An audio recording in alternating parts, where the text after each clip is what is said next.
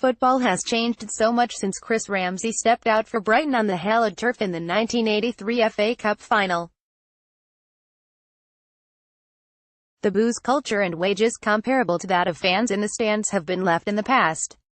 Jamie McPhilimey, the Sun QPR head of football operations. Chris Ramsey says racism still runs deep in football. Jamie McPhilimey, the Sun Ramsey, tells Sun reporter Tom Barclay about BAME coaches' struggles in the UK, but racism remains a sickening stain on the game, as we saw in Montenegro this week and have sadly seen in our grounds too this season. And when it comes to black and minority ethnic representation in coaching, well, the pitifully low figures in our division speak volumes. Ramsey, one of a handful of black managers to have bossed in the Premier League, will watch Chris Hughton take his old side back to Wembley for the first time in 36 years next month. It will be a source of pride to see his old pal taking on Pep Guardiola in an FA Cup semi-final. But Hughton's isolated success also serves as a stark reminder of the glacial pace of progress for BAME coaches. Speaking days before Chris Powell got the sack at Southend, QPR technical director Ramsey lamented, "The rate of change has been so slow." Ramsey played against ex-Tottenham star Hughton several times in the 80s, and the pair would later work together as coaches at Spurs. Back then there were very few black players playing in England. Those that did were regularly subjected to the shameful kind of abuse Raheem Sterling and Danny Rose suffered in Podgorica on Monday. The youngsters at QPR can hardly believe what their head of coaching had to endure on a weekly basis. But Ramsey is pleased to see the likes of Sterling being able to speak out against their unjust treatment, particularly as he did not feel it was an option for him and Hughton 40 years ago. The 56-year-old explained, "I remember walking to games from the train station and you'd get racial abuse from other fans. You'd get a lot of racial abuse from the terraces. It was a time of very low visibility. So in order for you to be included and maintain your place within the football fraternity, you had to box clever." The PC culture has allowed racists to hide behind processes. It's allowed people to have tick box. Chris Ramsey, sometimes you had to not hear things that you did hear. If you're Raheem Sterling and you say something, which was great, people will listen. Your club won't drop you and they won't fine you, because they need you. They paid £80 million for you and you're on £100,000 a week, and you're good. In my day, you were on £250 and they could tell you to be quiet. You had to pay because you needed the bonus to pay your car tax. You had no chance. Ramsey played in the original cup final tie that saw Brighton draw 2-2 with the mighty Manchester United, but missed the replay where the Red Devils won 4-0. The silverware helped Ron Atkinson get through a sticky spell as United boss.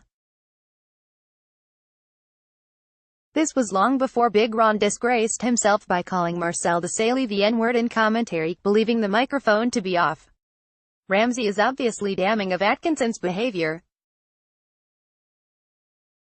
but he feels the institutional racism that he perceives to be in English football, allowed to slip under the radar by political correctness, to be far more damaging. He explained, "Big Ron said what he said, but you know what, he put 3 black players in the team in the 70s, he played black players in the team in the 80s. He has never had a problem with putting people from different cultures in his team. His personal views outside football are his personal views. I don't need to have a cup of coffee with him. What I need to know is that if he thinks I'm good enough, I'm going to play." Whereas there are people that talk the talk, who say all the right things, but if you look at their actions are actually more racist than what he said. The PC culture has allowed racists to hide behind processes. It's allowed people to have tick boxes.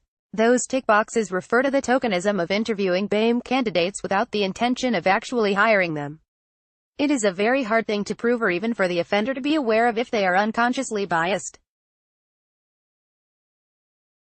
That term has been put on the football agenda recently by John Barnes, while TalkSport presenter Adrian Durham referenced it following the axing of Darren Moore at West Brom recently.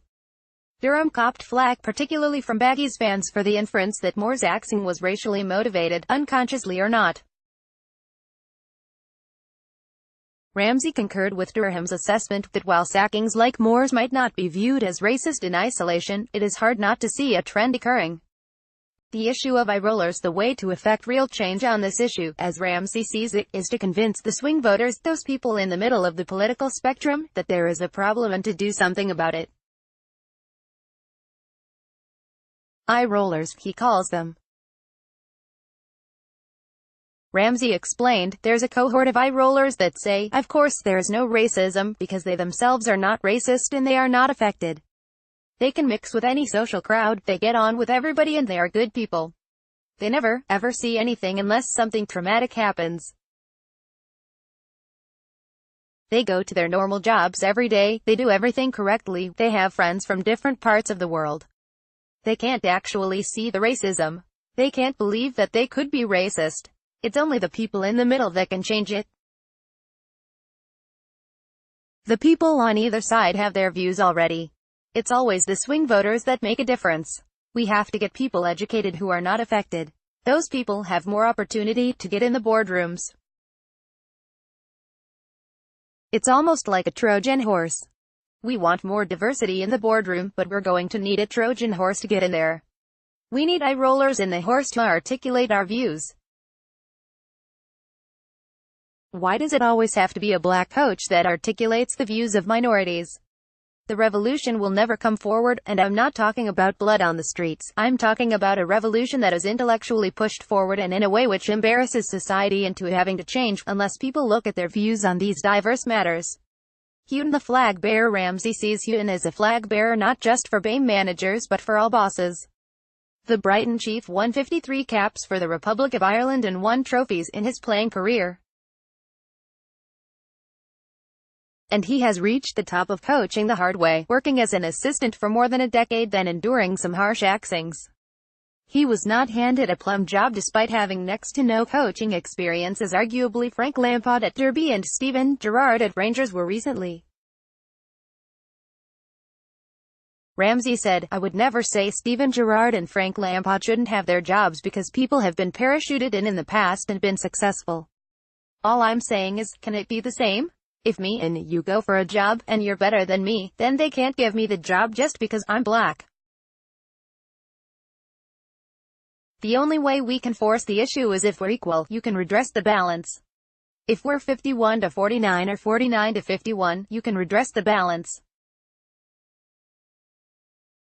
If you're 60 and I'm 40, no, we can't redress the balance, because you're the best person for the job. I think at the moment we're not taking into